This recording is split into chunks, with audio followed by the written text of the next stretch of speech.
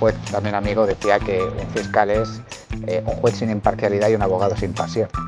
O sea, tú cuando te sientas en la sala no tienes un número de asunto, tienes una persona. Fiscales estrella que acaban haciéndose adalices de instrucciones y terminan imputados o condenados por ciertos delitos. Esté tranquila, porque usted ha sufrido el hecho más traumático que puede sufrir, que es una lesión sexual. Luego entró él entró así un poco gallito y bueno, pues salió con un coche con lucecitas de Guardia Civil que le pusimos. Cuando tratamos cuestiones de medidas de discapacidad, o sea, son resoluciones exquisitas, son resoluciones, si se me permite la expresión, de alta costura. Hacemos a medida de las necesidades de esa persona y es darte de bruces contra una realidad que tú, sí bien es cierto que esa realidad, salvo que tengas una persona enferma con eso en tu casa, no ves. ¿Quién es la ilustrísima señora doña María Milagrosa González? Mila. Soy yo.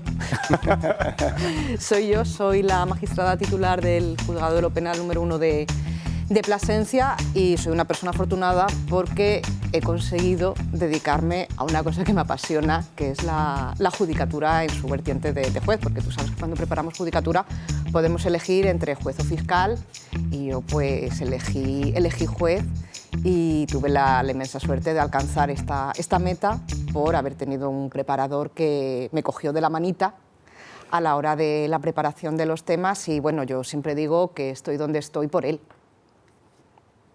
Mila, en tu currículum hablas de jueza por oposición. ¿Por qué? Pues porque yo aprobé una oposición. Correcto. Entonces, bueno, cuando tú te coges la Ley Orgánica del Poder Judicial, que también te la tienes que estudiar en las oposiciones, pues te dice que hay distintos modos de acceso a la carrera. Uno de esos modos es por turno libre, por oposición. Luego también tienes el cuarto turno, que es para personas que llevan unos años en el ejercicio de la oposición y a los que se les reconoce una serie de méritos. Y luego tienes los magistrados de reconocido prestigio que pueden acceder únicamente a las salas de lo civil y lo penal de los tribunales superiores de justicia o al Tribunal Supremo. Cuarto turno, hablemos un poco del cuarto turno si os parece. A ver, ¿qué es esto del cuarto turno? A ver, que nos interesa bastante meternos ahí. Es, como te digo, para gente que ya tiene un cierto rodaje en el ejercicio de la profesión que, digamos, quiere pasarse al otro lado de la fuerza. Estamos hablando de abogados. Sí, abogados, sí, fiscales. efectivamente. Y entonces, pues deciden pasarse a eso y tienen, en vez de una oposición o un temario como el que yo tengo, se les examinan otra serie de méritos y se les hace, digamos, una entrevista de carácter personal. En la entrevista de carácter personal, evidentemente, tienen materia jurídica, tienen que demostrar conocimiento sobre la jurisprudencia, sobre la ley, pero digamos que es una vertiente distinta a la nuestra. Porque vosotros cuando os preparáis la oposición, ¿de cuántos temas estamos hablando cuando tú te lo preparabas? Pues yo tenía casi 400. 400 temas a desarrollar. Sí, en 15 minutos inicialmente, no, en 15 minutos y 20 como macho, pero luego modificaron las bases de la oposición reduciendo un poquito el tiempo de exposición y te salía a 12 minutos y medio, creo recordar. O sea, estamos diciendo que puede haber una persona, un profesional del derecho, que acceda a la judicatura sin tenerse que empollar, hablando en plata, esos 400 o 250 y pico temas, ¿no? Sí, pero tampoco es que sea un ignorante del derecho, es decir, es una persona que tiene rodaje, que tiene otro tipo de conocimiento y que se examina ese conocimiento de una manera distinta, pero evidentemente tiene que tenerlos. ¿Tiene sentido el cuarto turno hoy en día? ¿Tiene sentido? Yo, habiendo un turno libre... Creemos que no, ¿no? O sea... Yo creo que iría un poco más allá. Ahora, sobre todo con la reforma, ¿no?, del ministro Bolaños, ¿por qué el Ejecutivo tiene tanto interés en abrir el acceso a la judicatura? Tú que estás en la judicatura...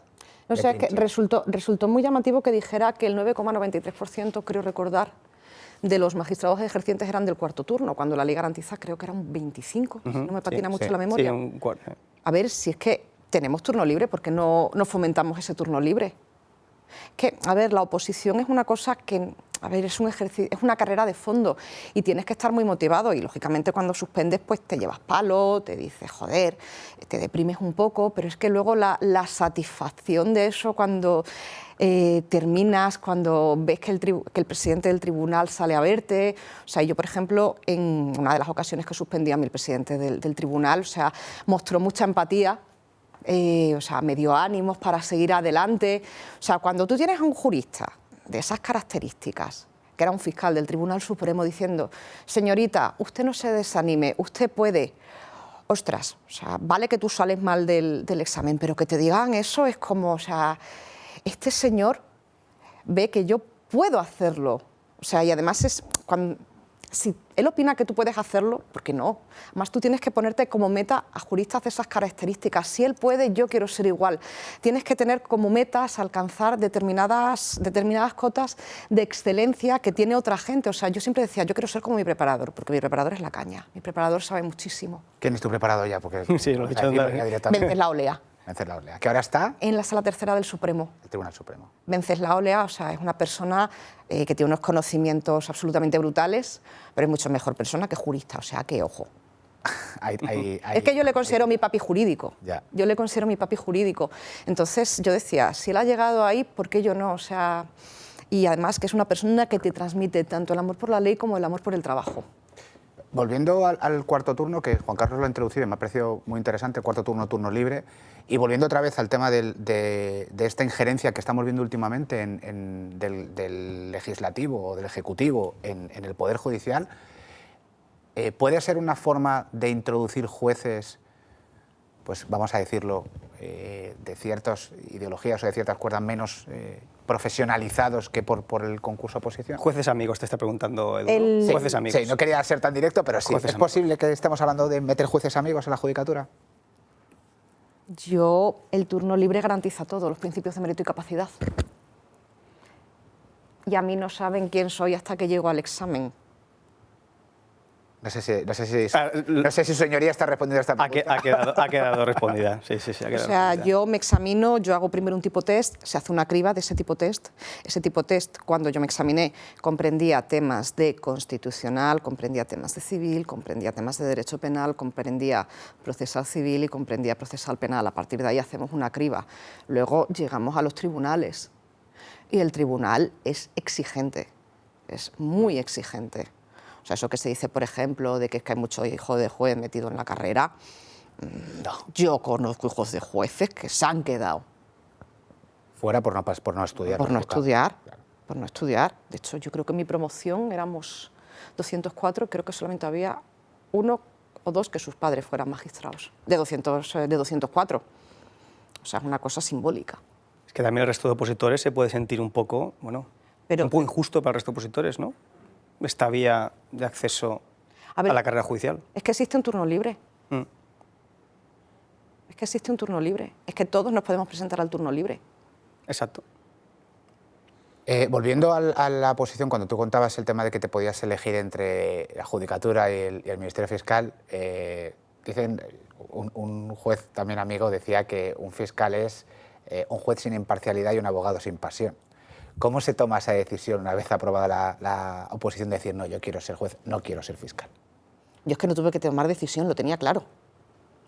O sea, yo quería ser juez, yo no quería ser fiscal. Los fiscales tienen dependencia jerárquica, a mí eso no me va. ¿Qué le lleva a Mila, además de la dependencia jerárquica, a decir, no, yo quiero ser juez? Porque me parece que, sin perjuicio de que el fiscal en su estatuto orgánico tenga recogido el velar por los intereses de los menores, de los incapaces, de las personas especialmente vulnerables, el tomar la decisión es una cosa que a mí me llamaba mucho la atención, porque veía que realmente tomando esa decisión era como podías ayudar al justiciable. Porque el justiciable viene a ti porque tiene un problema que evidentemente los abogados intentáis solventar en un momento anterior, pero llega en un momento determinado que no se puede y hay que llegar a la sala de vistas. Entonces a mí el hecho de tomar la decisión era lo que me resultaba más motivante. Mi preparador me lo decía, no hay nada más bonito que eso, ni que tenga mayor responsabilidad. O sea, tú cuando te sientas en la sala no tienes un número de asunto, tienes una persona. Bueno, tienes dos en este caso, normalmente. Y tú tienes que velar por esas personas y tú tienes que darles lo que ellos esperan, que es justicia. Lo que pasa es que ya sabemos que normalmente el 50% va a salir enfadado. Ya. ¿Existe la justicia? Se procura hacer. O sea, yo creo que todos mis compañeros somos muy conscientes de la responsabilidad que tenemos entre manos. Bueno, creo no, afirmo que todos mis compañeros somos muy conscientes de la responsabilidad que tenemos entre manos y procuramos hacerlo así. O sea, yo Además, luego hay causas que te tocan más y entonces pues digamos que tienes un plus de responsabilidad. Por ejemplo, un tema de discapaces, un tema de menores, siempre te llega más porque es que te das de bruces contra la persona más vulnerable que hay. Y al hilo de lo que ha dicho Eduardo, ya enlazando con justicia, ¿la justicia lenta es justicia? Cuando el sistema está permanentemente caído. ¿Hay medios en la Administración de Justicia? Manifiestamente mejorables. O sea, que no hay medios. Los medios son escasos. Manifiestamente mejorables. O sea, esas videoconferencias en que se te está cortando toda la intervención, el Dios mío, no, o el no logramos conectar, señoría, tenemos que esperar. No es agradable. Además, tienes que tener en cuenta que hay determinadas videoconferencias que se hacen con, en este caso yo estoy en un juzgado penal, que se pueden hacer con delitos de índole más sensible, porque ahora se busca más los medios telemáticos, pero claro, siempre y cuando haya medios, pero si no, tienen que venir. Y entonces hay veces que para evitar las suspensiones, porque la videoconferencia no lo tenemos, pues tienen que venir para el juzgado, se hace mayor desplazamiento, hay algunos letrados que no les hace mucha gracia desplazarse, pero, ojo que no son todos, también lo tengo que decir, pero... Y más allá de los materiales, escuchaba el otro día en una conferencia, creo que era el Colegio de Abogados de Málaga, que en la Administración de Justicia indicaba que llegó a un juzgado, no voy a decir el nombre para no comprometerle, y que tenía 4.000 expedientes por resolver. Es decir, es que hay mucha sobrecarga. Es que como por mucho medio material que pongamos, a ese señor le hace falta pues ayuda en ese sentido, para poder ventilar esos expedientes. Puede repartirlos, hablamos, no hablamos de... Entonces, falta quizás personal, ¿no? Sí, pero es que creo recordar que la ratio de asuntos que llevamos los jueces en España es superior a la que llevan los jueces en Europa también, porque la ratio de jueces en Europa es mayor que la ratio de jueces en España. Pero mira, ¿cómo se le explica a una persona que nos está viendo de la calle que su asunto, un asunto judicializado en el ámbito penal o Juan Carlos, que controla mucho el contencioso administrativo, va a estar 2 años como mínimo de media para resolverse? ¿Cómo le podemos decir a esa persona... No, la justicia lenta no es justicia. Es uno de los grandes retos del abogado, explicarle al cliente que puede estar 2 o 3 años para resolver su pleito. Pues eso, se lo explicáis vosotros. Yo tuve un asunto en que se había extinguido la responsabilidad penal. Por el paso del tiempo. Por el paso del tiempo, y entonces entró muy enfadado, no le voy a quitar la razón, se va a ir de rositas. Mire, a mí me ha llegado y es que ya no hay remedio. Claro. No hay remedio. Y digo, yo qué más me habría gustado que hubiese llegado antes, pero es que, o sea, yo hago lo que puedo. Tampoco puedo dictar una sentencia cuando ha precluido la responsabilidad penal. Había precluido, no, perdón. Cuando se ha extinguido. Es por el nombre. Es por el nombre. Que nos viene fantástico hablar porque al final el paso del tiempo tiene su efecto. Tiene su efecto. Se ha extinguido la responsabilidad penal. Y de aquí este extraño nombre, ¿no? Sí, o sea, la culpa ha sido de esto. Sí, de las pantallas. Volviendo al Ministerio Fiscal, que es un tema que preparando la entrevista nos ha interesado, ¿cómo es el papel, cómo es la labor del Ministerio Fiscal? Tú hablas de dependencia jerárquica, pero ¿cómo es esa relación jueces? Te voy a preguntar a los 3, jueces, fiscales, abogados. Venga, yo he de reconocer que el 95% de mis fiscales con los que yo he trabajado han sido estupendísimos. Yo he de reconocer que tengo una buena relación a nivel laboral con prácticamente todos. He tenido mis incidencias, como la habrán tenido otros, y probablemente los fiscales con los que he tenido incidencia te dirán que el 95% de los jueces con los que han trabajado han sido maravillosos, salvo la incidencia que he sido yo. Exacto. O sea, esto yo creo que es una cosa bilateral. Exacto, o bidireccional. Sí. Pero la relación es buena. O sea, yo he visto fiscales muy implicados en su trabajo. Lo que yo he visto. Nosotros, los abogados, percibimos la relación entre... Te voy a ser totalmente sincero, la relación entre abogados y... A ver, es que hay veces también que cuando entráis en sala y nos veis a nosotros comentando... A ver, yo entiendo que buena impresión no da, porque es un compadreo. Da una sensación de compadreo, es decir, se han tomado el café juntos, ya han resuelto lo que van a hacer y parece que se van a mirar y que le va a decir al fiscal, pide no sé qué, y su señoría le va a decir que sí. Hombre, yo he de decirte que sí, los buenos días, qué tal, no sé qué, no sé cuánto, pero lo más que hablamos es cuántos juicios tenemos esta mañana y a ver qué tal se da la mañana. O sea, no, o esto me ha resultado más complejo, me ha resultado menos complejo, o sea, pero no es que tengamos, no es otro tipo de conversación. ¿No hay una coordinación en algunos temas o en algunos asuntos? ¿O no debería haberla incluso? Pero la coordinación debería ser más en fase de instrucción, ¿no? Porque si ahora además se le quiere dar la instrucción al Ministerio Fiscal, el Ministerio Fiscal además puede pedir la práctica de diligencias. E incluso la ley de enjuiciamiento criminal, no recuerdo el artículo, prevía unas diligencias preliminares de instrucción por parte del Ministerio Fiscal. Entonces ahí yo creo que en fase de instrucción sí que debería de haber una mayor coordinación, pero una vez en sala el fiscal ha elaborado su escrito de acusación, si hay una conformidad, perfecto, y si no hay una conformidad también perfecto, porque entramos a resolver y luego ya la responsabilidad es mía. A mí lo que sí me hace gracia es cuando dicen, uy, es que esto ha sido complicadísimo, que efectivamente ha sido complicadísimo, sí, pero la responsabilidad me la dejas a mí. Yo tengo que resolver, y el resolver en algunas ocasiones pues es complicado. Bueno, en algunas ocasiones no, siempre es complicado. O sea, yo sobre todo ahora que estoy en un ámbito en el que se adoptan penas de prisión, dictar una sentencia condenatoria de prisión, ojo, cuidado, ojo, cuidado. Es una de la responsabilidad instrucción que has muy grande. dicho, el tema de la instrucción, se lleva hablando muchísimos años, muchísimos, de dársela exclusivamente al Ministerio Fiscal. ¿Qué opinas al respecto? Yo creo que los jueces de instrucción es lo más garantista. Yo creo que los jueces de instrucción es lo más garantista, porque además me parece recordar que en Europa ahora están instalando una figura más parecida al juez de instrucción que al fiscal de instrucción, ¿no? Al juez de instrucción a veces, coloquialmente, y esto, como estamos en confianza, se llama el juez esquizofrénico, ¿no? O Dios. O Dios. el juez No, que... somos Dios. Somos Dios, ¿no? Sí, igual que cuando hay menores podemos... Con todo el practicar. respeto a sus señorías, ¿eh? No, Sí, sí, quiero... no, por Dios. Pero No, incluso algún compañero lo decía. es como... Pero porque tienes muchas responsabilidades y tienes que practicar muchísimas diligencias. Ahora, ojo, cuidado, las diligencias respetando escrupulosamente los derechos de la persona a la que se está investigando. Correcto. Que hasta que no la estamos investigando, esa persona no se puede defender tampoco. De ahí la importancia en que tenga conocimiento cuanto antes de que está siendo investigada. Y aquí es que se abren muchísimos melones a la vez. El tema de la instrucción por parte del fiscal, y además con lo que estamos viendo últimamente con un fiscal general del Estado investigado por presuntos delitos, hablabas tú de la dependencia jerárquica del Ministerio Fiscal, ¿hasta qué punto nos podríamos convertir en una suerte de Estados Unidos con fiscales de ese tipo si cedemos o si se cede la instrucción al fiscal? Además, pero Estados Unidos tiene una legislación totalmente distinta. Ellos se basan en el common law y en el caso, en la casuística pura y dura. Sí, pero me refiero al trabajo no. del fiscal. No tanto a la aplicación del derecho, sino a esa figura del fiscal estrella investigador, que es a lo que podríamos acabar derivando aquí. Como los que retrata también Dominic Dune. Efectivamente. Pues yo no lo veo, ¿eh? Yo aquí no lo veo. No lo veo. Podemos poner ejemplos en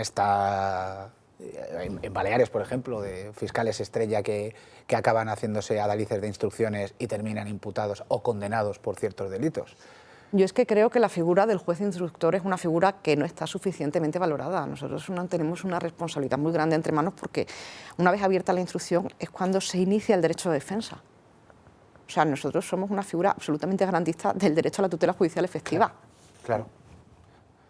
Entonces, cuando tú inicias una instrucción, a ver, tú te planteas mucho las diligencias que vas a practicar. No es que te levantes, te tomes el café y digas, entro como elefante en cacharrería. Jamás, jamás, jamás, porque es que tienes la vida de una persona en tus manos, la vida y la hacienda. Porque claro, tú puedes acabar tomando medidas que supongan un embargo, tú puedes decidir en una guardia, por ejemplo, tú puedes decidir sobre una prisión provisional.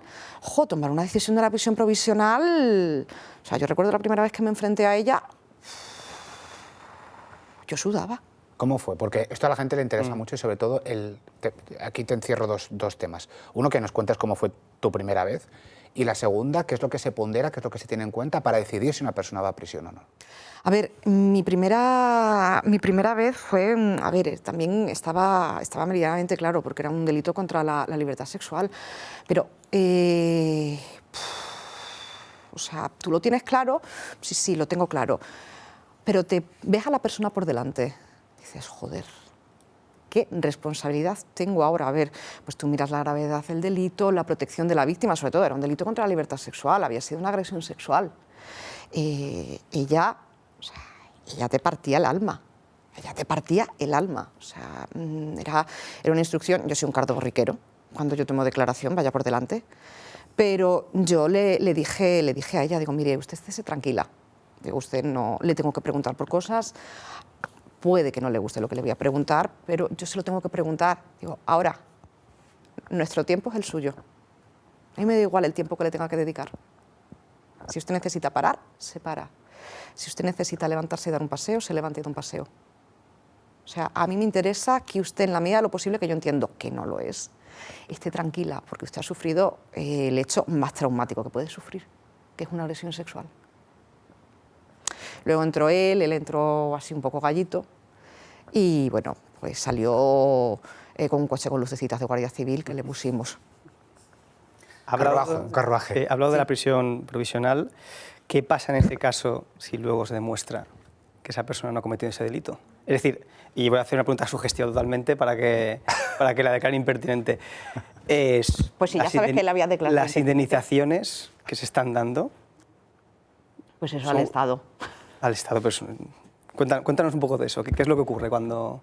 Pues evidentemente se genera un supuesto de responsabilidad patrimonial del Estado. Lo que pasa es que creo recordar que la Audiencia Nacional, que es la que resuelve en primera instancia estas cuestiones, pues dice que habida cuenta de los indicios que había y las cuestiones en liza, pues que se actuó bien, ergo no hay responsabilidad. Creo recordar que dice Estamos hablando de que 30, 40 euros al día. Sí.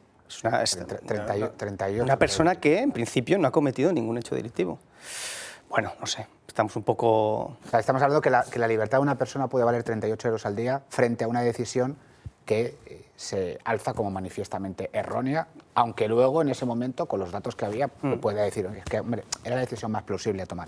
Sí, pero estamos hablando de que has metido a una persona en prisión y que su libertad vale 38 euros. yo no pongo el precio. Tú no pones el precio, pero sí que tenéis esa responsabilidad. Sí, pero tenemos una responsabilidad. Pero es que tenemos una responsabilidad. A ver, tú cuando tomas una decisión de esas, o sea, ya en el despacho tú te encierras a resolver y tú dices, ¿y qué hago? Y piensas, y te miras jurisprudencia, y te la vuelves a mirar, y te la vuelves a mirar, y vuelves a pensar. Y es una cosa en la que tú eres consciente de la responsabilidad que tienes entre manos. Evidentemente, a ver, yo he tenido la suerte, entre comillas, de yo no me he enfrentado a ningún supuesto en que se haya generado una responsabilidad patrimonial. Entiendo que para el compañero que le haya supuesto eso, pues yo tomé esa decisión basándome en lo que había. Yo estoy tranquilo porque yo he obrado conforme a mi conocimiento. Es una decisión limitativa de derechos fundamentales, tiene que estar muy meditada. En este caso, además, volviendo un poco a la figura del Ministerio Fiscal, cuando tú tomas estas decisiones, suele haber... Sí, siempre se toma. Siempre hay petición de parte, evidentemente, porque la ley lo prescribe en esos términos. Sí, pero bueno, que me refiero que a una acusación particular o haya un Ministerio Fiscal, claro, se te plantea el supuesto ya con ciertos elementos de juicio avanzados, que la gente entienda que no es una cosa que el juez diga, pues va, no es que entre por la puerta y digas pum. Eso es. No. Se hacen tomas de declaraciones, se cierran las declaraciones y acto seguido se resuelve sobre la situación personal.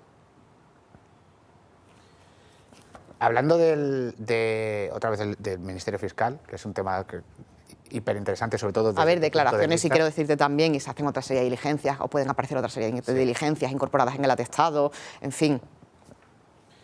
Hablábamos del tema de la instrucción del Ministerio Fiscal, de que es un órgano jerárquico, y también se ha hablado mucho de que parece que la Administración de Justicia está siempre en una crisis constante, ¿no? Del tema de que parece que no se hace justicia, de los tiempos, pero ¿cómo está afectando dentro de la Judicatura, dentro del foro, todos estos, vamos a decir, incidentes judiciales que está sufriendo la Fiscalía General del Estado?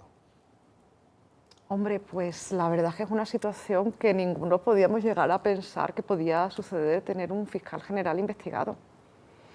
Nunca.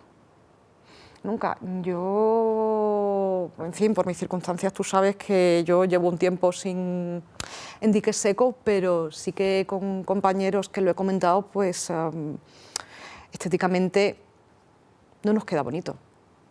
Estéticamente no nos queda bonito y además es que yo recuerdo con una declaración del fiscal general del Estado que decía que él asumía la responsabilidad por esa nota. Entonces, no sé, yo creo que el fiscal debería ser más cuidadoso en su actuación, debería aprender de algunos que están por debajo en la jerarquía, que sí que son personas absolutamente exquisitas. Claro, es que esto es lo que hemos hablado muchas veces, ¿no? Que al final las acciones de uno, ¿no? Se tiran abajo un estamento con el Ministerio Fiscal, que tú lo has dicho, su misión es velar por la legalidad. Claro, ¿cómo Por la puedes velar legalidad, por teniendo a tu jefe investigado? Exacto. Y hablando del contrapeso a la justicia, ¿no? Sí, eso lo dijo en... Eso lo dijo, ¿no? Eso no me lo inventé, ¿no? No lo escuché un día que estaba... Lo dijo, ¿no? Que era el contrapeso. El contrapeso. Yo siempre he considerado que jueces y fiscales velamos por la aplicación de la ley, o sea, él velará y yo la aplico, pero evidentemente tenemos unos límites y creo que todos buscamos la aplicación de la ley en sus justos términos y el velar y el cuidar a las personas que vienen a nuestras dependencias, a nuestros juzgados y a las fiscalías. Juan Carlos, que es más exquisito viendo los temas y más quirúrgico, yo te voy a hacer la pregunta más a lo penalista, que es mi campo. ¿La justicia necesita un contrapeso? ¿Necesitamos un contrapeso? Yo creo que no. Yo creo que no. O sea, nosotros tenemos un sistema de recursos y tú no estás conforme con una resolución, se va a ver, tú tienes, como yo digo hablando mal y pronto, tú tienes derecho al pataleo. O sea, tú puedes interponer el recurso. Si a mí el superior estima el recurso de la parte, enhorabuena, son las normas del juego. Si yo no lo he hecho bien, evidentemente ahí me tienen que revocar la resolución. Es que no es que yo dicte sentencia y sea palabra de Dios, no. Esa sentencia tiene un recurso, luego la sentencia de la audiencia tiene otro recurso, puede llegar al Constitucional, puede llegar al Tribunal de Derecho de la Unión Europea, de Derechos Humanos de la Unión Europea. O sea, yo creo que ese es el sistema de contrapesos, ¿no? Lo has introducido tú, pues Juan Carlos, me Sí. vas a permitir, pero te tengo que preguntar. Hay cierto magistrado de uno de los máximos órganos de revisión, bueno, no de revisión, pero sí de control de la constitucionalidad de las resoluciones y de las normas, que dijo que el Constitucional no debía estar para hacer una segunda instancia al Supremo. Eso es, una segunda instancia al Supremo. Hay otros juristas, no voy a decir quién, de máximo prestigio, que dicen que tiene candidiasis el Tribunal Constitucional. ¿Qué opinas de que haya un tribunal que pueda realmente enmendarle la plana? Es que el Tribunal Constitucional tiene otra función distinta. El máximo intérprete de la ley ordinaria es el Tribunal Supremo en sus distintas salas, es decir, el máximo intérprete de las normas civiles en la sala primera, de la sala segunda es el penal, donde está nuestro adorado Marchena. Que también hay... Preguntaré sobre No, eso. de Marchena, sí, ¿no? sí. Hablar de Marchena. Marchena, o sea, del Moral también, del Moral es una exquisitez en las resoluciones. En la sala tercera, que está mi preparador, que es la sala de lo contencioso, la sala cuarta, la laboral, que es creo que es que incluso se han dictado directivas en la Unión Europea, que es que eran cosas que ya nuestra sala cuarta había llegado a esas conclusiones. Tenemos brillantes juristas, está No, clarísimo. está, y luego la sala quinta, la sala de lo militar y el Tribunal Constitucional, evidentemente, es el máximo intérprete si se ha producido una vulneración de derecho fundamental. Lo que pasa es que, claro, tenemos juristas que consideran que cualquier inadmisión de prueba o cualquier interpretación contraria a la suya, pues ya supone una vulneración del derecho a la tutela judicial efectiva. Sí, pero es curioso que eso siempre pase en pro o en favor de ciertos justiciables o de ciertas corrientes políticas. Aquí la pregunta sería el decirte, ¿esto es el lawfare? Sí, es que las preguntas no son cómodas, mira, no sé. Te estás pasando, Eduardo. Te estás pasando. A ver, es que yo creo, o sea, es que cuando entran en la sala son justiciables. Es que a mí me da igual quién entre en mi sala, o sea, está acusado... Si entra como acusado, entra como acusado. Si entra como acusación particular, entra como acusación particular. No es ni blanco, ni negro, ni azul, ni amarillo. Es que hay una percepción social también, volviendo además al tema ordinario, de que hay dos justicias. Una para el 99,9% y otra para el 0,1%. ¿Eso es así? A ver, si se me permite la analogía, pido disculpas a quien no le guste, o sea... Un abogado es como un jamón. Si tú quieres un ibérico, te cuesta. Si tú quieres un ibérico, te cuesta. Si tú quieres un ibérico y no te lo puedes permitir, pues tienes que ahorrar. Y eso es así. Y si no tienes acabas comiendo mortadela. Claro, pero es que también... Sí, pero bueno, esto que no suene mal porque hay... No, pero es que hay brillantes abogados en el turno de oficio que se pringan como el que más. Yo recuerdo haber leído una resolución de una persona que decía que esta persona le ha atendido un letrado del turno de oficio, entonces que se declara nulidad de actuaciones. Oiga, no, mire, le ha atendido el letrado del turno de oficio, el letrado del turno de oficio le ha dedicado su tiempo y ha sido una atención que se ha prestado con todas las garantías. Y además, acuérdate de esa sentencia de nuevamente Marchena, te lo iba a decir, con el violador del ensanche, creo que era en Madrid. Sí. En Madrid, donde hablaba de la complejidad técnica del recurso que había planteado el letrado del turno de oficio y cómo era de maravilloso ese trabajo que había hecho el letrado del turno de oficio, que eso creo que es una bofetada de realidad para todos, pero dada como la da Marchena con elegancia, démosle la importancia que tiene al turno de oficio, que si bien es cierto que hay mucha persona, hay mucho letrado que empieza en el turno de oficio es donde se empiezan a curtir. Y es donde nos damos de bruces con la realidad. Y muchas cosas terribles que yo veo las ha visto primero el abogado de oficio. Y entonces, ole por ellos, porque a mí me llaman cuando han terminado las diligencias, pero al letrado del turno de oficio le pueden llamar a las 2 de la mañana a que vaya a atender al detenido y allá que se va. Y eso creo que es una cosa que la gente no es consciente de ello y que deberíamos de valorar. Un letrado del turno de oficio es como un médico de guardia. 24 horas. Sí, de emergencias, te diría yo casi. Sí, sí. Y además, hay una cosa que has dicho, los letrados del turno de oficio, porque esto es un tema que nos toca a nosotros directamente como abogados, no puede acceder hasta que no lleva 3 años colegiado. Por lo tanto, no es una persona que acabe de salir de la calle y vaya directamente. Y yo creo que aquí el problema está en la falta de medios, una vez más, que padece la justicia, porque no se está pagando de una manera correcta a los compañeros que están en el turno de oficio. Pero es que no se está pagando correctamente a tanta gente. ¿Os sentís bien pagados los jueces? Hombre, yo creo que con las responsabilidades que tenemos entre manos, no. O sea, una guardia pueden ser, cuando yo estaba de guardia creo que recordar que eran 240 euros. Las 2 guardias que yo hacía al mes. De 24 horas. Las guardias de disponibilidad, bien es cierto que no tenía que estar en la sede. Y luego es cierto que los jueces, al final sois funcionarios, acabáis a las 3 o vais o a las 2. Sí, acabamos a las 3 y chao, y llegamos a nuestra casa, comemos, descansamos un poco o nos vamos a dar un paseo y por la tarde nos ponemos con ellos. ¿A qué te refieres? Nos ponemos con ellos. Yo llego a casa y bien es cierto que me tomo un rato de descanso, evidentemente, pero yo me pongo a trabajar en casa. Yo me pongo a trabajar en casa para sacar las cosas. Bien es cierto que hay cosas que procuro sacar en el despacho, pero es que hay cosas que no puedes sacar en el despacho. O sea, yo y creo que muchos compañeros que estamos en la misma situación, nos llevamos el trabajo a casa. Nos llevamos el trabajo a casa y lo sacamos desde casa. O sea, yo no dejo los expedientes muertos de risa en el despacho, yo me los llevo. Bueno, ya me llevo la Surface, ¿no? Quiero decirte que ya no me llevo el legajo gordo, pero sí que hay procedimientos, por ejemplo, que no están informatizados, que sí te llevas el legajo. Y te vas con el trolley por el juzgado y parece, ¿se va de viaje, señoría? No, no me voy de viaje, me llevo los expedientes. Entonces, y te lo llevas a casa y lo resuelves en casa y lo miras y lo vuelves a mirar y, en fin, y te sientas con ello tranquilamente y te atascas y dices, Dios mío, ¿por qué me he atascado si yo esto lo tenía claro? Y vuelves a mirar. O sea, resolver no es una cuestión simple. Y hay veces que tú lo tienes muy claro, pero tú quieres que te quede una cosa bonita, porque, a ver, las resoluciones judiciales tienen que ser claras. O sea, la resolución judicial no es una cuestión filosófica, que empieces a hablar sobre, yo qué sé, sobre el sexo de los ángeles, ¿no? El justiciable tiene que saber, de ahí el deber de motivación que se nos impone, por qué tú tomas una decisión o tomas otra. Entonces, pues tú lo quieres poner bonito. Pero son entendibles las decisiones judiciales, es decir, a cualquiera que no esté en el mundillo le damos una sentencia y muchas veces, a mí me ha pasado, sobre todo con gente con confianza o un cliente más amigo mío, he dicho, mira, ha salido esto, léetela y dime que no he entrado en nada. Por eso yo me leo Marchena. Por eso leo. A mí es que, a ver, no tengo objetividad ninguna. A mí Marchena me parece que redacta de una forma absolutamente maravillosa, clara. O sea, también del moral me gusta mucho. Vicente Magro para temas de violencia, o sea, lo que diga Magro va a misa.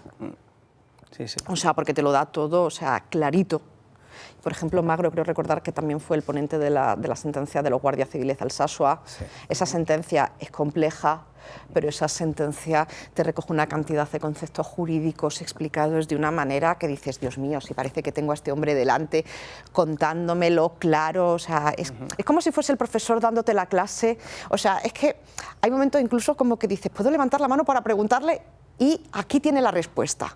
O sea, Y como contrapunto tenemos las sentencias que cogen otra sentencia, Copia y pega. copian y no se entiende absolutamente nada, únicamente el fallo sí se entiende porque a veces también hay errores materiales porque no sé muy bien qué ha pasado ahí y es complicado a veces, es complicado, Sí. es complicado entenderla. Sí, no, yo recuerdo la escuela judicial nos hacía mucho hincapié cuando nos explicaban tenéis que ser claros porque la gente que va allí no sabe qué es esto. Y vosotros se lo tenéis que explicar. Bueno, la gente que va allí por el justiciable, entiéndase, perdón, que lo he dicho de un modo que ha podido quedar Bueno, un poco... esto es un pero tema bueno, que podemos comentar bueno, también. Yo creo que hay que ponerlo, porque hemos puesto encima de la mesa el nivel de los jueces, te hemos preguntado sobre el cuarto turno, te hemos hablado del Ministerio Fiscal, también podemos poner encima de la mesa el nivel de los letrados y cómo lo percibís. Pues de todo hay en la viña del Señor. Amén.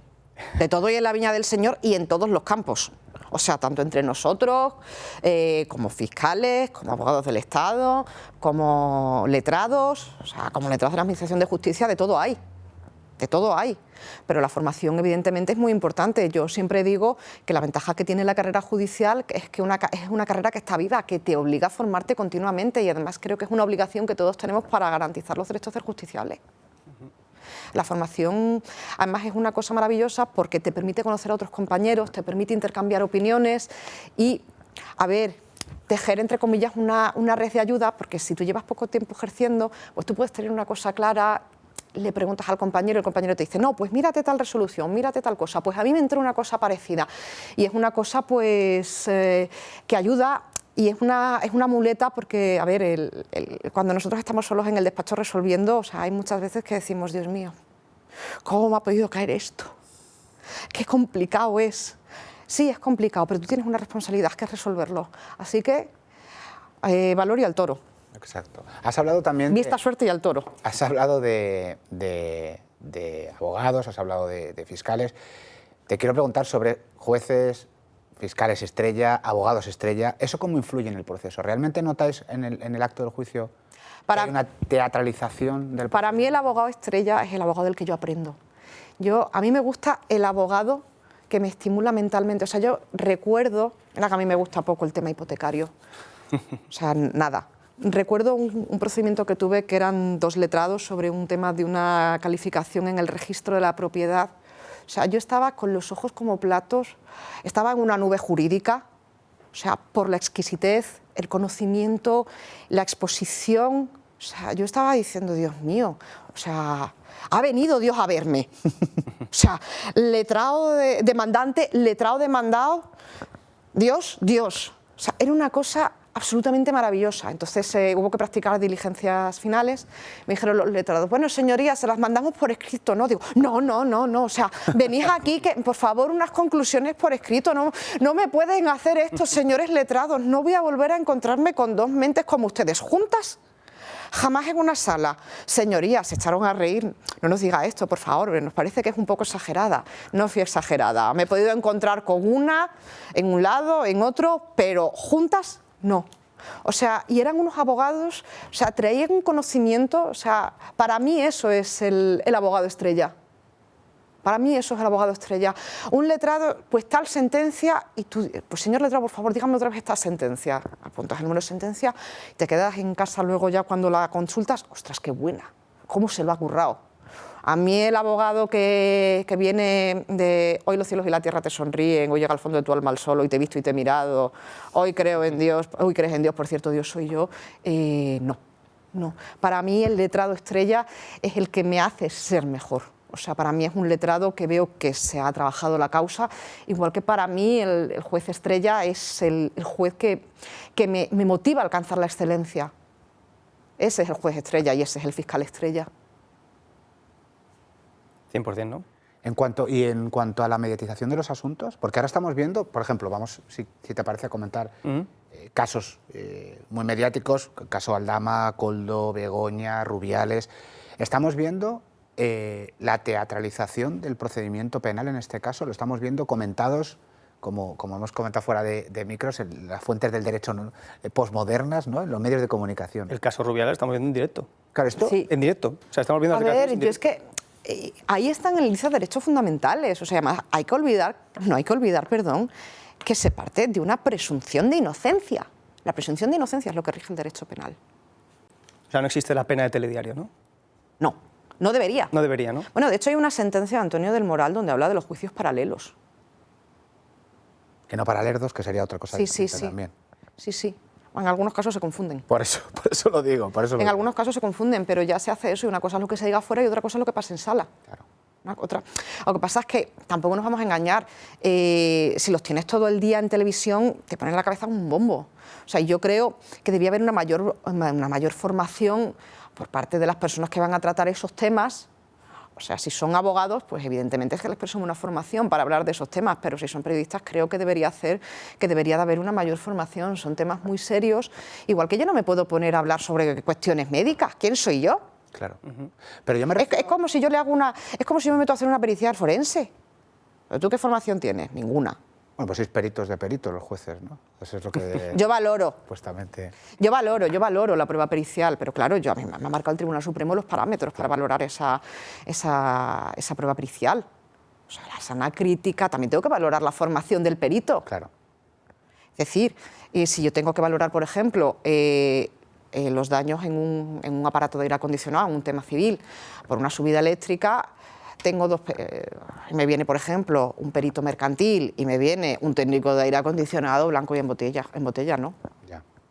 Pero volviendo al tema de las mediatizaciones de los juicios, mucha gente le llama la atención el ver los papeles que adoptan las partes, ¿no? Pues, por ejemplo, en el caso de Rubiales, una fiscal ahí incisiva, contundente, o, por ejemplo, en el caso de Íñigo Errejón, un juez casi podríamos decir inquisidor, ¿no? En la forma de interrogar y tal. Tú, por ejemplo, ¿eso cómo lo percibes? ¿O cómo... ¿Es normal? A ver, yo creo que hay que respetar y hay que tener presente los derechos de las partes, evidentemente. Pero también hay que tener en cuenta el tono de voz, por ejemplo, que una persona tiene. Lo que pasa es que yo, como se filtraron, escuché el tono de voz en que se dirigía a la denunciante y, hombre, modérate. Modérate, porque es que, a ver, yo entiendo que, ¿ves? Yo ahora me siento un poco como la denunciante cuando me preguntan, porque esto de estar sometida aquí a interrogatorio no es nada cómodo. Bueno, sí, o sea, cambiar... Sí, esto es un poco incómodo, o sea, nadie me ha informado de mis derechos, por cierto. Sí, no, ni lo vamos a hacer. No, muy mal. Sí, bien. Conoce el derecho. Pero quiero decir, cuando uno se enfrenta a un tribunal, no es cómodo. No es cómodo. Entonces, si tú te encuentras a una persona que se está dirigiendo a ti en unos términos que podríamos calificar de excesivos, pues... Es decir, quizás se podía bajar esos términos. Te da mucho yuyu. Te da mucho yuyu porque ya uno va con nervios.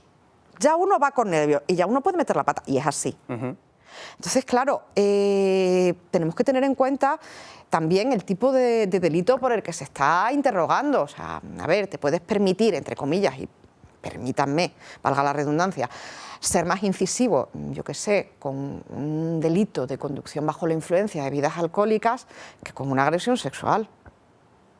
¿Y tú no crees que el saber que esas imágenes se van a filtrar, que se van a hacer públicas, no hace...? Pero es que yo confío en que no salgan. Ya. Yo confío en que no salgan. Sí, pero en un caso de estos estamos viendo, bueno, hermano de Sánchez... Sí, bueno, pero es que va a salir todo. A este paso va a salir todo. Va a salir todo. Y si tenemos... Pero si ya no es solo porque se filtren o no se filtren, sino por la propia consideración que la persona que comparece ante un tribunal se merece. Correcto. Yo estoy de acuerdo que a mí no me gusta este tipo de interrogatorios. De esta manera no me gusta porque aparte no da luz a nada nuevo, ¿no? O sea, ¿qué hacemos? ¿Ponemos nerviosa a la denunciante o al testigo o al propio acusado? O al acusado, correcto. Es más un castigo. Al propio acusado en vista, quiero decir, una vez abierto juicio oral, que si no he investigado... Bueno, quiero decir, al final, ¿no? Y luego, en cuanto al tema de los jueces estrella, procedimientos mediatizados y demás, realmente, ¿de dónde surgen esas filtraciones? Porque hay veces que, por ejemplo, los abogados que estamos en causas un poco así grandes, te enteras de cosas por los medios de comunicación que dices, pero si yo no tengo traslado de esto, ¿cómo es posible? A nivel policial, tú has estado trabajando muy codo a codo con policía judicial. Sí, sí. ¿Dónde están los intereses de las filtraciones? No sé, en algunos casos nos queremos poner medallas. Ego, ¿no? No lo sé. Yo sé que yo no he filtrado. Yo sé que en mis causas el fiscal no ha filtrado. Pero sí sé, por ejemplo, que cuando se detiene un tema de tráfico de drogas y se incauta una cantidad importante, enseguida sale delegación de gobierno. O sea, volvemos otra vez a una injerencia quizá del poder ejecutivo en Y se hacen la foto con el alijo. Eso no es nada nuevo, eso viene haciéndose desde hace un montón de tiempo en las causas cuando se incautan determinadas cantidades de droga. Sale delegación de gobierno, comparece y se informa de que tal juzgado está siguiendo tal causa. Ahí yo creo que es más favorable para informar los gabinetes de prensa de los TSJ, que llaman al juez correspondiente o al magistrado correspondiente, oye, tal, sí, ¿qué me puedes contar? Te cuento hasta donde puedo y punto. Y el gabinete de prensa del TSJ hace una labor exquisita e informa. Has hablado de Magro, de Vicente Magro Servet, tremendo jurista, y sobre todo con temas relativos a violencia sobre la mujer. Tú has sido jueza. Sí, yo cuando estuve haciendo un refuerzo en un juzgado de violencia y estuve también mi primer juzgado en propiedad, también tenía competencias en violencia sobre la mujer. Hay un tema en violencia sobre la mujer que cuando hablas con clientes o incluso un debate que está al pie de la calle es que entienden que hay una discriminación sobre el hombre y que hay una suerte como de presunción de veracidad sobre lo que cuentan las mujeres en temas de biogen. No es presunción de veracidad, o sea, hay que tener en cuenta que este tipo de delitos se produce en el interior del domicilio, o sea, el autor de los hechos se ve amparado por un ámbito de intimidad. Entonces, evidentemente, van a ser cuestiones y van a ser declaraciones manifiestamente contrapuestas, como no podía ser de otra manera, pero tú valoras otra cosa. Tú valoras los nervios de la víctima, cómo comparece, o si no queremos decir víctima de la denunciante, tú valoras cómo comparece, tú valoras su lenguaje no verbal, tú valoras, por ejemplo, el miedo que se trasluce, porque yo he tenido en algún supuesto, me decía riesgo no apreciado, pero yo la veía a ella encogida, encorvada. Aquí falla algo. Aquí falla algo. No es una presunción de veracidad. Incluso la consistencia del relato en diferentes fases. Sí, como nuestro querido Marchena, que parece que hoy vamos a nombrar 20 veces, aunque yo no sea penalista. Marchenista. Bueno, lo dejamos ahí. Como lo ha dicho, ¿no? Si el relato ha sido consistente ante diferentes y además fases, hay veces que aunque sea un relato también viene acompañado por un parte médico. Entonces, el parte médico ya no tenemos solo la declaración de ella y no hay una presunción, tenemos otro indicio que viene a soportar esa declaración. Sí, sí. O sea, ¿existe la instrumentalización de la violencia sobre la mujer? ¿Existen las mujeres que utilizan la violencia sobre la mujer para beneficio propio? Porque esto es lo que se percibe en la calle, esto es lo que te preguntan la gente cuando le han denunciado a alguien. Y bueno, los extranjeros ya ni te cuento la percepción que tienen de esto. yo he tenido causas extrañas, dejémoslo ahí. En ocasiones... En ocasiones veo causas.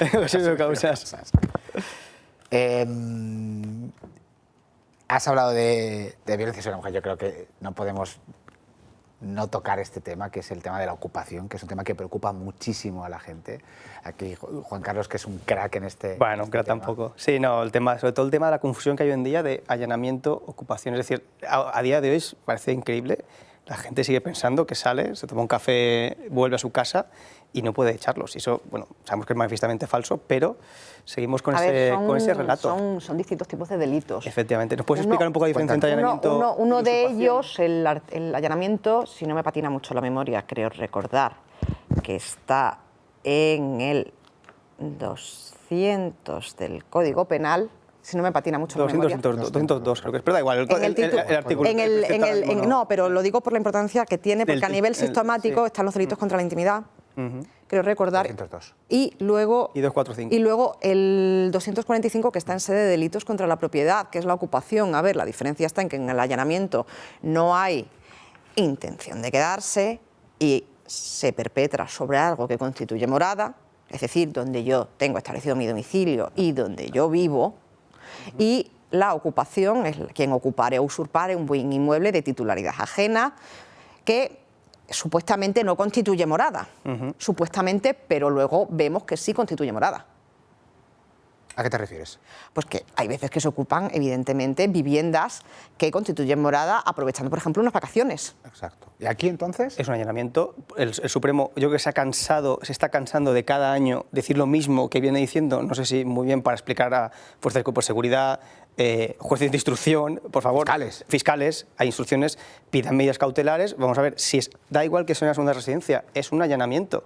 Es un allanamiento. Hay que acabar con esa violación de derechos. A mí nunca me han pedido medidas cautelares en ese tema. Bien es cierto que yo la única causa que tuve fue una causa curiosa, de una supuesta ocupación que quedó en tentativa, quedó en un delito leve de daños y era una persona, bueno, eran dos chicas con sus respectivas hijas que se personaron con una caja de herramientas y en un domicilio del lugar donde yo ejercía, e iban armadas en la mano con un destornillador. Armadas, entiéndase, entre comillas. Pertrechadas. Pertrechadas, sí. Que yo soy más brutita. Y entonces los vecinos escucharon ruidos de manipulación de la cerradura y llamaron a la Guardia Civil, y la Guardia Civil se personó y ellas alegaron que, en fin, querían coger un gato. Curioso. Curioso. Gato que no había escuchado ningún vecino más. Solo ellas. A mí lo que me parece grave este tema es que que el debate sea jurídico para entender la diferencia de los conceptos, cuando en derecho comparado es algo mucho más sencillo de... No, y además que unas medidas cautelares, por ejemplo, o sea, si a mí me traen el título de propiedad, está claro quién es el dueño de la vivienda. Y además, por ejemplo, nos podemos encontrar con que esos dueños de esa vivienda tengan menores. Ahora que si no lo hacemos por ellos, por los titulares de la vivienda, hagámoslo por los menores, que los menores se pueden quedar en la calle.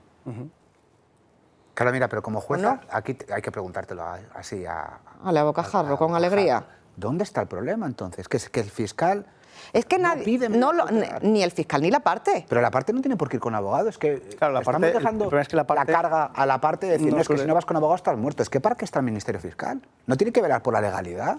Pero eso en un ámbito penal, en un ámbito civil yo creo que tiene que ser a petición de parte, ¿no? Sí, pero en un ámbito penal estamos hablando estamos hablando de delitos. Sí, pero si pedimos, por ejemplo, una medida o un procedimiento sumario de tutela de la posesión del artículo 250 de la Ley de Enjuiciamiento Civil, ahí es un ámbito civil y ahí la parte tiene que pedirla, porque también se hace por ahí. Claro, pero por ese tema. Pero si nos habla el tema penal, si nos circunscribimos al tema penal, nadie las pide. Claro. Y yo no sé por qué, a ver si me traen a mí un título de propiedad. ¿El justiciable puede pedir entrevistarse con el fiscal? Yo entiendo que sí. ¿Vosotros estáis obligados a recibirlos? También, yo le tengo que recibir. Sí, es importante recibir.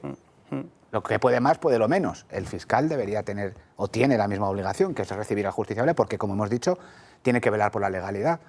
Por lo tanto, si hay una causa que entra en un juzgado de instrucción, lo que no podemos decir a la gente es, oiga, no, si usted no va con abogado está muerto porque el fiscal ni le va a recibir.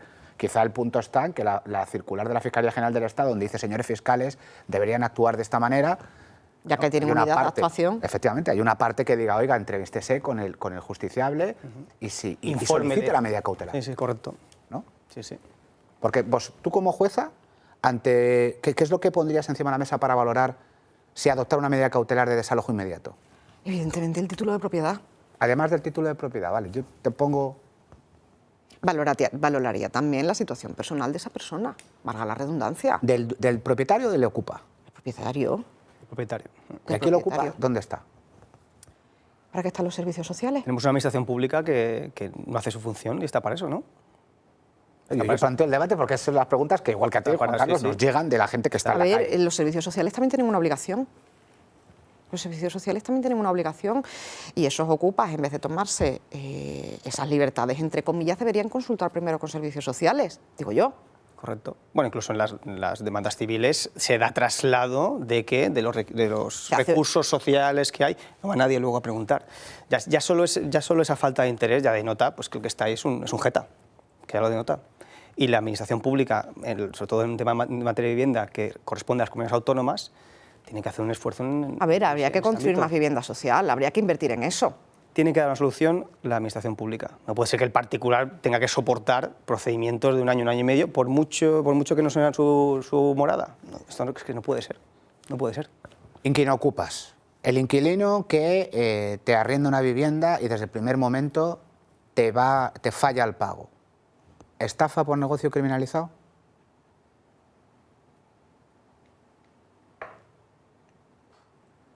Estoy medicada. ¿Cómo lo ves? Yo iría primero al procedimiento civil para resolver el contrato. Claro, pero Hubo un juez del Supremo que sí que entendía que podía caber la estafa si el ánimo, evidentemente, de esa persona es: yo he falsificado unas nóminas o verbalmente te he dicho unas mentiras enormes y nunca he tenido la intención de pagarte. Entonces, por ahí sí que se podría ir. y es que ya sabes Entiendo que que como sí. yo lo penalizo todo. Que se yo me podía llevo por la toda vía- pero yo- por la vía penal. Sí, pero yo creo que primero hay que ir a una resolución del contrato por incumplimiento, no 1124. Bueno, si tú tienes realmente, generas un contrato y tienes la intención de incumplir, Es que estaríamos ante una estafa, ¿no? Engaño. Pero yo cómo sé que tiene intención de incumplir desde el principio. Hombre, se ve. Claro, ahí está la casuística de Claro, pero es que hay que ir caso por caso, tampoco se puede Claro, generalizar. sí, Yo correcto. creo que en un primer momento hay que irse a una vía civil, Salvo que sea algo algo que sea algo flagrante. flagrante, ¿no? ¿Hay lagunas legislativas? ¿Necesitáis artículos más claros, más contundentes para aplicar en la ocupación? Yo creo ¿O con lo que hay se puede hacer? Yo creo que con lo que hay se puede hacer, pero nosotros no podemos suplir las obligaciones que tienen los servicios sociales. ¿Y os faltaría a lo mejor impulso de parte? Volvemos a lo mismo, faltaría a lo mejor un A ver, impulso por parte del Ministerio Fiscal, en los ámbitos penales me Y refiero. luego, por ejemplo, o sea, yo no tengo por qué andar, si yo le digo a los servicios sociales que me informen cada 6 meses, si han transcurrido 6 meses y no me han informado, yo no tengo que andar requiriéndoles otra vez, yo ya se lo he puesto. O sea, emite un informe y punto.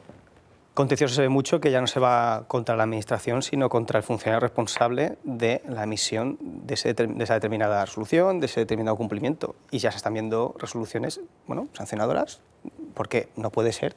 A ver, es que tiene una obligación. Que se requiera y se dé callada por respuesta. Es que no puede ser que la Administración claro. actúe de esta manera.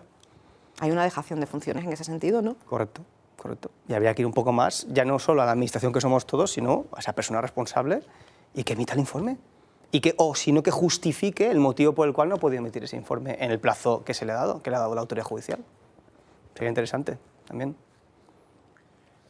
Cambiando radicalmente de tercio, porque la ocupación nos daría para hablar aquí largo y tendido, y creo que es un tema que no vamos a solucionar. Sí que antes de dejar el tema, sí que te quiero pedir tu opinión, jurídica sobre todo, acerca de las empresas antiocupaciones. ¿En qué punto? ¿Peligroso, no es peligroso? ¿Cómo lo ves? O sea, porque claro, te lo sabes, cortarle la luz al inquilino Sí, es coacción. es coacción. Es que lo que no se puede hacer es adoptar medidas que faciliten la ocupación. ¿A qué te refieres? Yo creo que si a mí me ocupó la vivienda, yo no tengo por qué estar pagándole los suministros. No me parece justo. ¿Tú entenderías que hay coacciones si te dejo de pagar los suministros?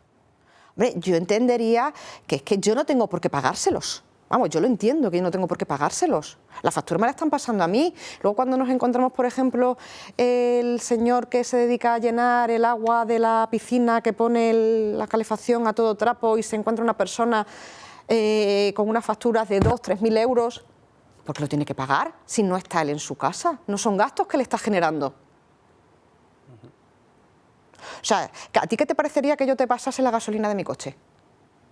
Hombre, si me dejas el coche. No, yo me limito a pasarte el gasto. Claro. ¿A ti qué te parecería? No, evidentemente. ¿Y a ti qué te parecería que yo te diga, ay, Eduardo, me voy a hacer la compra? Ah, perfecto. Me voy al Club del Gourmet del Corte Inglés, vale. Te voy al Club del Gourmet del Corte Inglés. Jamón, me voy a tirar para casa, de esa Extremadura. Trae para acá que me voy a llevar 2. Torta del Casar, aceite de oliva. Uy, unas cocochas de bacalao, no sé qué, vale, perfecto. Importe de la compra. Vamos a poner una cosa exagerada, 1.000 pavos. Toma, Eduardo. Y si no te lo pago, las coacciones las genero yo. Claro, esto es lo que no se entiende jurídicamente y la gente en la calle lo entiende menos. Nadie lo Pero entiende. ¿cómo voy a tener que ¿A ti qué te parecería? Esto no lo entiende. ¿A ti qué te parecería? Bueno, tú sabes cómo pienso yo. Yo Sí, pero yo creo que el ejemplo ha sido claro, ¿no? Sí. Sí, muy claro. Yo creo que el ejemplo ha sido claro. ¿Y esa labor de mediación que hacen las empresas de ocupación, cómo la ves? ¿La ves coactiva, no la ves coactiva? A ver, es que yo creo Que, a ver, yo no me he enfrentado nunca a una situación, lo primero, yo no me he enfrentado nunca a una situación de esas en la que hay de por medio una empresa de desocupación, pero creo que es que hay mucha permisividad con los ocupas. Aquí en España hay determinados partidos políticos que consideran que no es un problema, pero sí que lo es. Además, no olvidemos, por ejemplo, una persona que consideraba, un actor, que consideraba que no había problemas con la ocupación, le ocuparon una casa y se cogió a 2 personas que si no trabajaban en una empresa de desocupación era bastante cercano, y, o si quieres, a 2 personas bastante corpulentas, o sea, sí que creo, es que no te puedo situar exactamente si trabajaban o no en una empresa de desocupación, que cuando los ocupas se enteraron de que era él, dijeron, ¡ay, qué bien, no sé qué, que este ha hecho además campaña en favor de la protección! Sí, consejos que para mí no tengo. Claro. Los he hecho. Un poco de hipocresía, ¿no?, en ese sentido. Sí, sí. Tiene 3 viviendas, las quiere rentabilizar. Quiere rentabilizar, claro. Que es lógico que las quiera rentabilizar, Sí, si sí, yo no claro, digo lo faltaría. contrario. Pero Permisividad en la ocupación. Permisividad en la ocupación. De la permisividad en la ocupación, yo creo que toca hablar de la permisividad y de la pérdida del principio de autoridad. Porque por una parte tenemos legislaciones que favorecen a los ocupas y por otra parte estamos viendo cómo se deja un poco en dique seco, y yo sé que este tema te toca, a las fuerzas y cuerpos de seguridad. ¿Qué está pasando con las agresiones a los policías? yo de verdad, o sea, creo que el punto culmen, desgraciadamente, se produjo el 9 de febrero del año pasado, cuando asesinaron a sangre fría a 2 agentes de Guardia Civil. O sea, yo creo que cuando se atenta contra un policía, contra un guardia civil, contra un policía local, atentan un poco contra todos nosotros. Atentan un poco contra todos nosotros, igual que cuando se atenta, aunque no al mismo nivel, evidentemente, porque son funciones distintas, contra un médico, contra un profesor. O sea, mira, el policía, el guardia civil, el agente de policía local, el militar, cuando tiene una misión, no hay familia, no hay amigos, van al cumplimiento de la misión. Estos 2 agentes que fallecieron asesinados. Es que fueron asesinados. A mí el tema me parece además terrorífico, cómo esa madre le tuvo que explicar a esos niños que su papá no volvía, cómo fueron conscientes de cómo murieron sus padres. O sea, que se enfrentaban a una narcolancha de 1 tonelada, una neumática de 3 metros. Por Dios bendito. Eran 2 personas. Yo cuando vi las imágenes, o sea, a mí se me partió el corazón y se me partió todo. Y creo que a cualquier persona que tenga un poco de sensibilidad, o sea, tú les veías y estaban felices en su trabajo, te transmitían que eran buenas personas. O sea, y llegas, les mandas ahí la narcolancha, que todos sabemos el tamaño que tiene una narcolancha. Estamos hablando de 12 metros. Sí, sí. Estamos hablando de 1 tonelada. 12 metros, 1000 kilos, correcto. Estamos hablando de 1 tonelada. Y les mandas con una neumática. Por Dios. ¿Por qué? ¿Por qué? Sin medios. Que esa persona falleció en acto de servicio. Bueno, ¿y qué me contáis también del teniente coronel Delgar, creo que era, el que mataron en Valladolid? Un señor que daba ejemplo. O sea, yo, amigos míos que son guardias civiles, hablando de él, me decían que le habían conocido, que habían tenido una suerte tremenda y que era el primero que se ponía en la línea de fuego. Claro, pero Yo quiero tal, pero, o sea, yo no me quedo detrás mirando. claro. Yo me pongo delante. O sea, son personas que la sociedad no somos conscientes de lo que estamos perdiendo cuando nos las quitan, porque nos los asesinan. Y si nos los asesinan a ellos, nos matan un poco al resto. Claro, y aquí, A ver, lo que no... ¿qué pasa con la ley? ¿Por qué no? Es que yo creo que no están suficientemente protegidos. Y luego, aparte, sus medios también. Sí, que al final todo es endémico, o sea, tenemos una falta de medios casi O sea, instaurada en el sistema. A ver, en la sentencia de Magro de Alsasua, fue por una agresión, que creo que al final se consideró terrorismo. O sea, uno de los agentes había rescatado de montaña a uno de los agresores. ¿Por qué? Porque el guardia civil, cuando sale a la montaña, no te pregunta cómo te llamas, ni a qué te dedicas, ni nada. Chaval, ¿cómo estás? ¿Estás bien? Sí, venga, vámonos, nos vamos a casa. Nos vamos a casa, le da igual quién seas, pero ella está jugándose la vida por ti. Igual que un policía nacional, igual que un policía local, igual que nuestros militares en el exterior. Porque aunque no veamos, esas funciones de defensa que ellos ejercen repercuten en nuestra seguridad aquí. En los procesos penales, y tú lo debes ver en tu juzgado, muchas veces los policías tienen que recurrir a abogados particulares para defender sus derechos porque la abogacía del Estado no se persona en las causas, por ejemplo, de atentado a agente de la autoridad. Yo creo que debería hacerlo. Esto es lo que te iba a preguntar. Me gustaría que me dieses tu punto de vista, primero, sobre si el delito de atentado está suficientemente castigado. Ay, no, a mí me gusta más la legislación comparada que pone penas más graves, porque la pena más grave al final es disuasoria. Vamos a ver, cuando nosotros tenemos el derecho penal, nosotros buscamos la prevención general, bueno, la retribución, lógicamente, el mal por el mal causado, la prevención general y la prevención especial. La prevención general es el ojo, lo que te puede pasar, y yo creo que son unas penas un poquito bajas, y entonces la prevención general, como que no. ¿Tú crees que, pero sujeto, lógicamente, a un principio de legalidad, ¿eh? Claro, es lo que te iba a decir, pero agarrándome al principio de legalidad y lo que tú dices, ¿tú no crees, o te tiro la pelota, el 550, el artículo 550 del Código Penal, que castiga el atentado a la autoridad y a sus agentes, ¿tú no crees que bastaría con quitarlo de la gente y equiparar el atentado a la autoridad, que elevaría las penas de prisión y, sobre todo, instaurar de alguna manera esa obligatoriedad del Ministerio Fiscal o de la Abogacía del Estado, de la comunidad autónoma correspondiente, son policías locales, de que se personen a defender a nuestros policías? Yo creo que sí. Yo creo que sí, sobre todo la obligación de la Abogacía del Estado, porque a otros funcionarios defiende. Sí. ¿A cuáles te refieres? Jueces, fiscales, secretarios judiciales. Es que este es el tema. Eso es verdad. Cierto es que la Abogacía del Estado es totalmente contencioso, que es el que más están bastante... O sea, también faltan porque llevan un número de expedientes que yo lo veo en las constataciones, que digo, bueno, este señor hoy, ¿a cuántos me ha contestado? ¿A 30, 40, 50? Es imposible. Entonces, falta también, pues, o bien más fiscales, o bien que lo haga la Abogacía de Estado, pero sobre todo más medios en ese sentido. Porque lo que quieren es que la conformidad para que se ventile el asunto rápido y poder seguir al siguiente. Al final, esta es la realidad. Queremos eso, que sea rápido y al siguiente. Y eso es porque el expediente está hasta aquí, claro. Claro, pero la realidad, y me viene fantástico lo que has introducido, es que se buscan conformidades. Me gustaría que nos explicase, sobre todo a la gente que nos está viendo, que no tanto para los juristas, que lo tenemos clarísimo, pero para la gente que no es jurista, ¿qué es esto de la conformidad? Porque parece como un mercadeo. La conformidad está prevista en la Ley de Enjuiciamiento Criminal, vaya por delante, y es que si hay un reconocimiento de hechos expreso, se produce una rebaja de 1/3 en la pena. O el acuerdo correspondiente Sí. con el Ministerio Fiscal en una negociación. Sí, pero es una cosa que está permitida por ley, la conformidad. Y puede acceder cualquier persona a ella. Toda persona que vaya como acusada al juicio oral, porque ahora ya sí tenemos un acusado, no tenemos un investigado, puede hacerlo.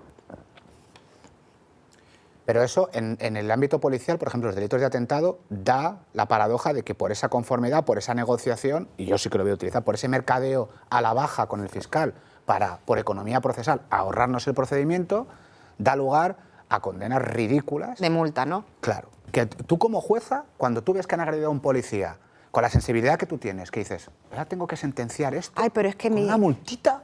No, mis fiscales van a la prisión. Claro, pero volvemos a lo mismo. Entonces aquí sí que hay, parece, una coordinación, al menos operativa, ¿no? En cuanto al... No, lo que pasa es que en los casos que yo he tenido también he de decir que la persona que había cometido el atentado no era el primero, buscaba una práctica completa de lo que es el Código Penal, había abarcado un amplio número de delitos. Entonces, evidentemente, una pena de multa, no. No. Que quizás desde el primer momento debería buscarse una pena de prisión, que luego se puede suspender la ejecución y condicionarla a sí. Pero es que eso ya son cosas, o sea, en las que yo tampoco me meto. Claro, no, porque no puedes meterte, pero ahora a nivel personal, que al final esta charla es mucha carga personal. A ver, yo tengo muy claro que si yo llamo a un policía porque yo tengo un problema, el policía deja a su familia en un segundo plano y deja a sus amigos y deja de ser, si se me permite la expresión, persona para ser policía. Exacto. O sea, yo sé que los policías y los guardaespaldas son personas que diría Marchena, pero quiero decir que pesa más en ese momento el cumplimiento del deber que sus necesidades personales o sus condiciones personales. Sí, totalmente. Luque, que es un policía que tendremos prontito aquí, dice que son guardianes, ¿no? Que dejan, son ángeles, son ángeles, por eso sus patrones son los ángeles custodios. Claro, pero tú, ¿cómo les dices a esta persona, mira, ¿Cuál sería tu recomendación? Oye, sí, ir con abogado porque... Sí, ir con abogado y ya está, yo no puedo recomendar más, que yo no puedo asesorar. Pero que vayan con abogado, que vayan con abogado. O sea, y que sean conscientes además de que los jueces también queremos protegerles. Porque si les protegemos a ellos, nos protegemos a todos. Te pidan mucho que se aplique el porcentaje según el Tribunal Supremo, de ese 20-30% de exceso al alza en los delitos de lesiones, porque es una de las cosas que está encima de la mesa. ¿O hay desconocimiento también por parte del Ministerio Fiscal en cuanto a cierta jurisprudencia que puede beneficiar al policía? Digamos que hay desconocimiento. Bueno, y también... digamos que hay desconocimiento. Ah, sí. También por parte de los letrados que ejercen la acusación particular, ¿eh? Correctísimo. Correctísimo. Sí, es que eso no... Claro. Correctísimo, correctísimo. Tampoco echemos toda la falta de... E incluso determinados compañeros también... ¿En judicatura te refieres? Sí, yo llevo un año en dique seco, te lo digo, año y pico.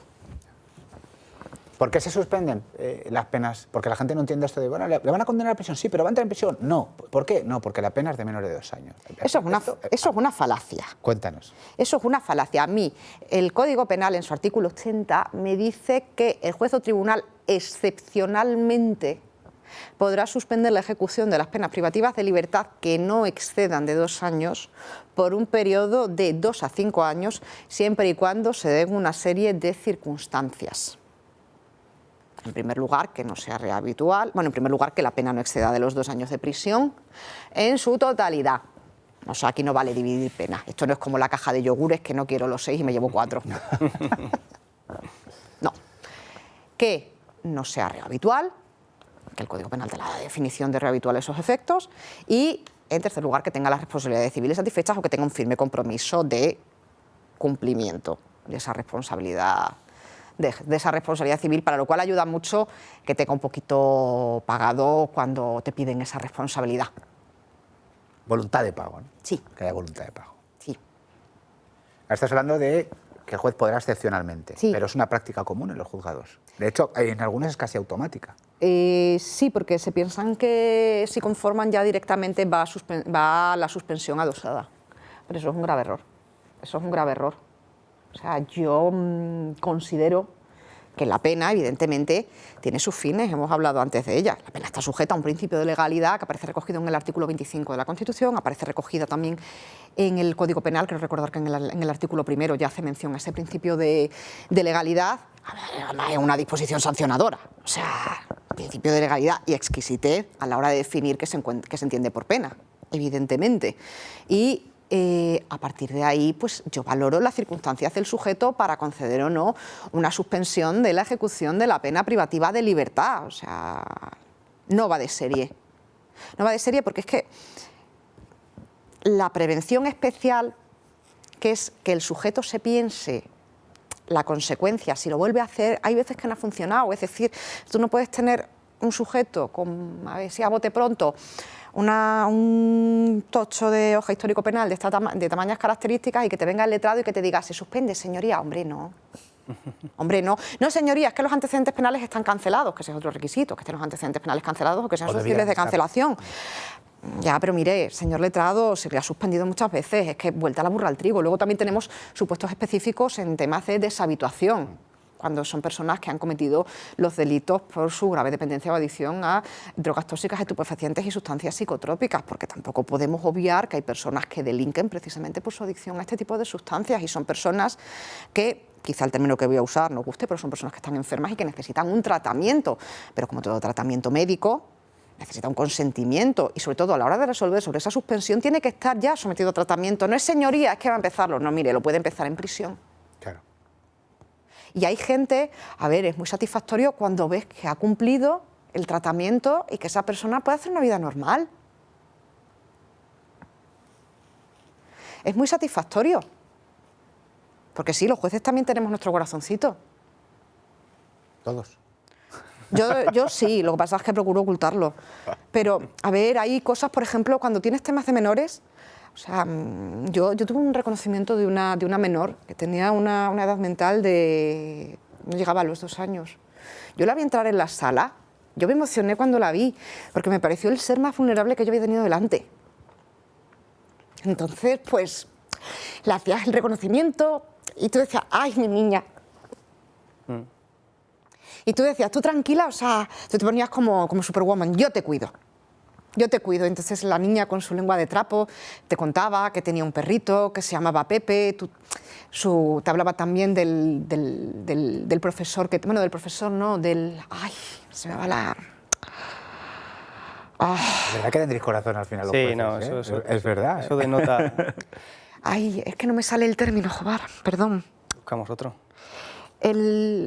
Bueno, como el profesor, como el que estaba allí dirigiéndole las actividades. ¿Sí? Es que no... Monitor. El monitor, gracias. Monitor. Como te contaba la relación que tenía con el monitor, con su lengüita de trapo, y entonces tú decías, o sea, no puedo evitarlo, me dan ganas de achucharla. Claro. O sea, y eso, por ejemplo, cuando tienes una persona con Alzheimer, yo también fui a reconocer a una persona con Alzheimer, tú oías a todos esos hijos, tenías que, lógicamente a ti la ley de enjuiciamiento civil te impone nombrar a uno tutor. Cuando tú veías esos hijos, entre comillas, pegándose, no, yo me quedo con mamá, no, pero es que me tocaba a mí, no, pero es que me voy a quedar yo. Dios. Qué bonito. Qué alegría, ¿no? Qué bonito, qué alegría. Que no esté... Sí.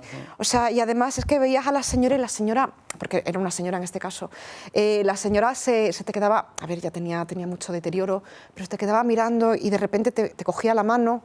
Entonces los hijos te decían, estate tranquila que te está... Dice, yo creo que te está confundiendo, no sé qué, pero... y se acercaban ellos, le daban un beso, le daban un abrazo mientras el reconocimiento...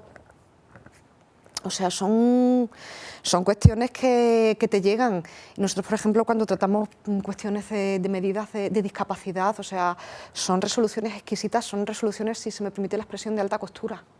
Las hacemos a medida de las necesidades de esa persona y es darte de bruces contra una realidad que tú, sí bien es cierto que esa realidad, salvo que tengas una persona enferma con eso en tu casa, no ves. No ves, no conoces y no sabes la dureza de la enfermedad, no solo para el enfermo, sino sobre todo para la persona que le cuida, porque le ve el deterioro. Claro. Le ve el deterioro.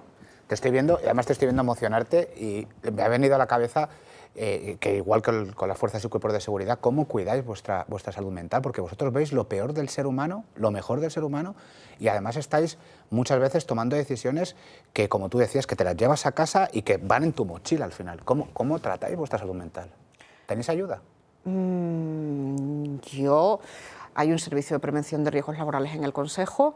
Yo a día de hoy no he recurrido a él todavía. Pero yo, mi salud mental, yo vivo en Extremadura, yo tengo la suerte de que tengo mucho campo. Yo procuro salir al campo, salir a pasear, soy una ávida lectora, soy muy cocinillas. Entonces yo procuro desconectar con las pequeñas cosas. También por mis circunstancias personales, pues he llegado a la conclusión de que determinadas rutinas nunca están lo suficientemente valoradas. O sea, tomarte un café en tu casa tranquilamente y esos 5 o 10 minutos de desconexión, nunca somos conscientes de lo que suponen hasta que no estás a punto de perderlo. Y ahora que has hablado de temas sensibles, vamos a introducir qué es esto del matrimonio en peligro de muerte. Pues es una cosa que la gente no sabe, que los jueces hacemos. Algo muy desconocido, ¿eh? Y creo que es de las cosas más duras que podemos llegar a hacer. Cuéntanos. Lo prescribe la Ley de Registro Civil.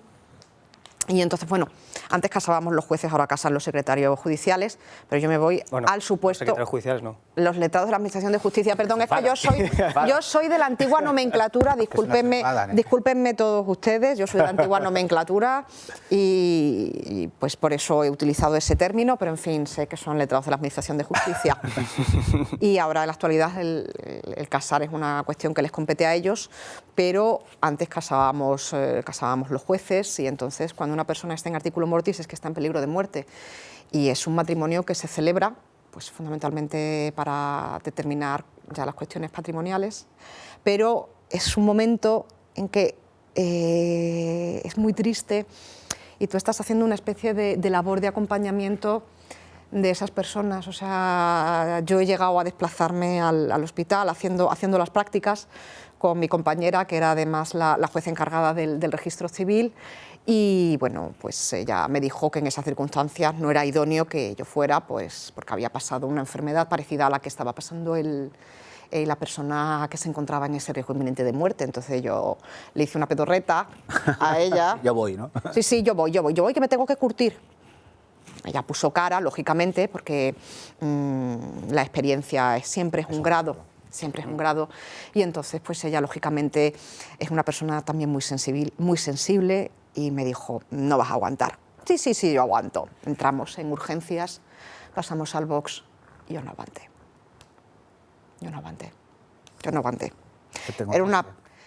Pues me encontré una persona con un cáncer terminal. Que habían empezado a tramitar el matrimonio, digamos, en términos ordinarios, el procedimiento ordinario. Pero esta persona había tenido un cáncer hace un tiempo y el cáncer es muy hijo de puta, si se me permite la expresión. Sí, claro. Y la había golpeado con toda su virulencia. Había tenido una recaída y de hecho falleció esa noche o a la noche siguiente. Qué duro, ¿eh? También tuvimos otro supuesto con un cáncer no terminal, pero sí una popular cantante española sufrió de ese cáncer y esta persona presentaba el mismo tipo de dolencia. A mí en un primer momento me dijo el funcionario del registro, dice, señoría, para casar a dos personas en artículo mortis, vale, digo, ¿qué tipo de dolencia tiene? Me la dijo, dice, le ve primero el forense, digo, ni de coña. Digo, le casamos primero y luego ya que le vea el forense. Y esa persona pues falleció a los 10 días. Además, cuando estamos enfermos de cáncer, nosotros nos pensamos que podemos hacer todo. Entonces, claro, como yo lo había sufrido, yo sé lo que es una quimioterapia. No sé lo que es la suya, pero sí sé lo que es la mía. Y entonces yo no le voy a decir, sé que usted está flojo y que no va a poder levantarse, eso está muy feo. Y entonces yo lo que le dije fue, si no les apetece levantarse, hoy es su boda. Si no les apetece levantarse a firmar los papeles, hoy es su boda, hoy es un día para olvidarse de todo, hoy es un día en que se merecen ustedes todos los mimos del mundo. Yo le acerco el papel. Yo le acerco el papel. Entonces el enfermo me dice, ¿yo me puedo levantar? Digo, sí, yo no digo lo contrario, yo digo si no les apetece. Digo, y si quieren les hago yo las fotos y todo, digo, porque yo tengo aquí una visión de estrados perfecta. Ah, vale. Entonces se les leyeron los artículos del Código Civil. Fue una ceremonia muy emotiva, creo que estábamos todos llorando. Normal. Y entonces terminamos, sí, fue una cosa breve, pero para que nos hagamos cargo de lo que es una quimioterapia, él entró andando, sujeto, pero necesitó 2 personas para levantarse y evidentemente se tragó su orgullo, como hacemos todos los que hemos pasado, nos lo hemos tenido que tragar en algún momento. Y dijo, por favor, sí, señoría, digo, dígame. Digo, ¿me puede acercar el papel? Hombre, claro, yo le acerco el papel. Digo, yo le acerco el papel y se lo acerco a los testigos y todo, y las fotos se las hago yo, y ustedes pasen hoy el mejor día posible. Pero a los 10-15 días ese maldito cáncer se lo llevó por delante. Es terrible, es terrible. Y es una cosa muy dura, sobre todo cuando lo hemos pasado, porque evidentemente el cáncer es una enfermedad de la que ninguno estamos libres. Yo creo que es una enfermedad con la que la sociedad está muy sensibilizada, pero cuando lo has pasado ya... Cuando ves a una persona que está en esa situación, tú dices, joder, ¿cómo le tiene la quimio? O sea, ¿tú cómo estás? Pues ahí vamos, disfrutando de los efectos de la inmunoterapia. Disfrutando de los efectos de la inmunoterapia. Yo pasé una quimio muy dura con este segundo tumor. A mí me decían, bueno, ya sabes lo que hay. No sé lo que hay. No sé lo que hay porque ha sido radicalmente distinta. Yo he estado 4 días sin poder moverme de la cama para nada. O sea, yo no podía andar en casa, necesitaba ayuda. Eran días que me costaba hasta el respirar. Yo recuerdo un día, por no hacerle caso a mi oncólogo, porque me dijo, tómate la pastilla la pastilla de prevención de las náuseas, porque cuando estamos con la quimio, nuestro más mejor amigo es el ondansetron.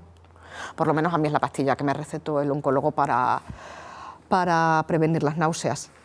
Lo quiero decir porque lo mismo otros enfermos le recomiendan otro tipo de pastillas, en mi caso fue el ondansetron. Y me dice, tómatelo antes de que empiecen las náuseas. Bueno, pues hubo un momento en que yo me levanté sola al baño, yo hice un acto de valentía y de inconsciencia, me fui sola al baño y al volver del baño me tuve que agarrar porque me entraron tales náuseas, no podía seguir andando. O sea, creo que a la cama había 1 metro, no podía seguir por las náuseas. Entonces llegué a la cama y me chuté y se lo conté a mi oncólogo. Mira que te he dicho que te las tomaras antes. Digo, sí. Pero yo puedo. Yo puedo. Pero yo puedo. Yo puedo. Bueno, pero tú eres muy de yo puedo, porque viendo tu currículum, tienes un currículum impresionante. Cursos en CEPOL sobre terrorismo, porque además hemos coincidido en algo. Un momento, por favor, ya que hemos tratado el tema del cáncer, yo quiero que no puedo dejar de hacer mención a la necesariedad de la investigación en todos los ámbitos, a que se dediquen fondos a la investigación contra el cáncer, que a todos nos gustan las actividades lúdicas cuando estamos con el cáncer, pero que el dinero se vaya a la investigación, que estamos dejando que grandes mentes se vayan, porque hay mucho científico español en el extranjero investigando el cáncer. Y pues quiero dar las gracias a todos los oncólogos, que son nuestros ángeles, que se preocupan por nosotros y que ningún oncólogo deja desvalido a su enfermo, le intenta sacar desde el minuto 1 adelante. O sea, que el cáncer es un cabrón, pero los oncólogos se las saben todas. Que para un oncólogo no hay nada mejor que decir, esto no está.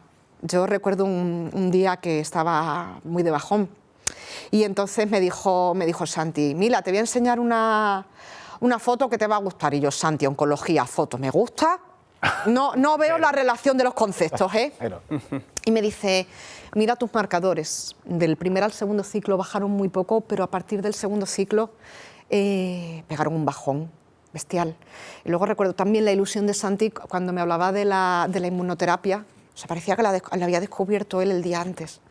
La ilusión de un oncólogo diciéndote, vas a tener una calidad de vida, vas a poder salir, vas a poder pasear, vas a poder estar con tus amigos. O sea, yo la cara de ilusión de Santi, o sea, yo la tengo grabada.